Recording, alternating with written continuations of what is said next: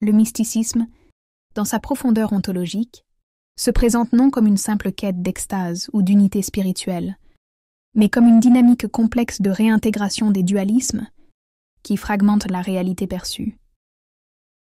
C'est un cheminement initiatique où l'âme, par l'anagogie de sa conscience, se dirige vers l'unité absolue, une transfiguration où les opposés, à première vue irréconciliables, se dissolvent dans la lumière transcendantale. Ainsi, le mysticisme ne se contente pas de rechercher la transcendance. Il procède à une réconciliation des contraires cosmiques, où le sujet et l'objet, le fini et l'infini, l'immanence et la transcendance s'harmonisent dans un tout indivisible.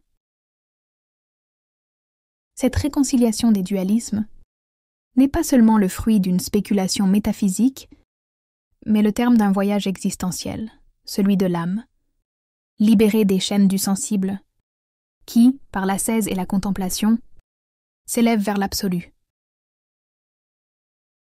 De la gnose platonicienne à l'ésotérisme hermétique, du soufisme au christianisme mystique, chaque tradition mystique s'accorde à la même intuition fondamentale. Le monde phénoménal, en dépit de sa diversité apparente, n'est qu'une émanation de l'un. Une manifestation, contingente et dégradée, du principe transcendant. En ce sens, l'âme humaine, par sa propre essence divine, se trouve intrinsèquement liée à l'ordre cosmique et à la source première. Toute véritable illumination mystique ne réside pas dans l'influx d'une lumière extérieure, mais dans la réalisation intérieure que l'âme, loin d'être une entité séparée, fait partie d'une totalité ontologique dont l'essence est l'unité. La mystique, dans ce sens, devient une praxis de l'intégration des contraires. La lumière et l'ombre, l'esprit et la matière, l'ego et l'univers se rencontrent, non dans une réconciliation superficielle, mais dans une fusion ontologique où chacun trouve sa place, où tout est absorbé dans l'unité première. Le mystique ne cherche pas à fuir le monde, mais à le réintégrer à travers l'expérience de sa nature originelle et indivisible. La phénoménologie mystique de l'illumination, dont les mystiques parlent souvent en termes d'extase ou de révélation, se caractérise par un éclatement de la subjectivité. L'âme, dans cette expérience, ne se contente pas de percevoir la lumière, elle devient la lumière elle-même, s'effaçant dans la lumière divine qui est à la fois immanente et transcendante. C'est un acte d'anéantissement du moi profane, une kénose radicale par laquelle l'individualité se dissout dans l'universel. La nuit obscure précède cette lumière, mais cette obscurité n'est pas l'ignorance. Elle est une purification. Un espace de vacuité où l'âme se prépare à accueillir la révélation du divin.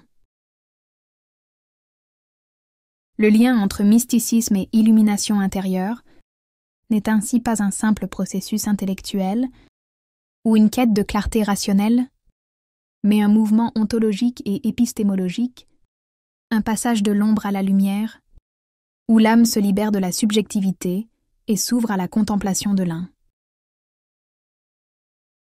L'illumination est donc apophatique par nature, non en ce qu'elle nie le divin, mais parce qu'elle désigne un au-delà des mots, un dépassement de la dualité entre le connu et l'inconnu, entre l'éphémère et l'éternel. Dans cette lumière transcendantale, l'individuel n'est plus perçu comme une entité séparée, mais comme une manifestation singulière du divin, un microcosme qui reflète l'universel. Cette vision mystique de l'âme, comme le suggère Plotin dans ses Énéades, n'est pas une dissociation, mais une réintégration dans le tout. L'âme, dans sa quête de l'absolu, s'élève vers un état de conscience où le temps et l'espace se dissolvent, où l'expérience de l'unité devient un acte d'immersion totale dans l'éternité. Là réside la véritable épreuve mystique. L'âme, par sa fusion avec le principe, doit surmonter le paradoxe de la séparation et de l'unité. le mysticisme n'est pas une fin en soi, mais un mouvement dynamique vers l'unité, un processus constant de purification et de transfiguration. Le mystique, dans sa quête de l'illumination intérieure, traverse la douleur du détachement, la désintégration de l'ego, pour atteindre la plénitude du soi, où l'individu se reconnaît comme partie intégrante d'une cosmologie de l'unité. Ce processus ne connaît ni commencement ni fin, car en vérité, la réconciliation des opposés se fait dans un au-delà du temps, où l'âme est immergée dans l'éternité présente, dans l'ineffable lumière de l'un. Ainsi, l'unité de l'être, à la fois principe et manifestation, n'est pas une construction théorique ou un idéal abstrait, mais une réalisation vivante dans le cœur du mystique. Cette expérience, par sa complexité métaphysique, se situe dans l'intime de l'âme, là où les mots se taisent, et où la vérité se révèle au-delà de la raison.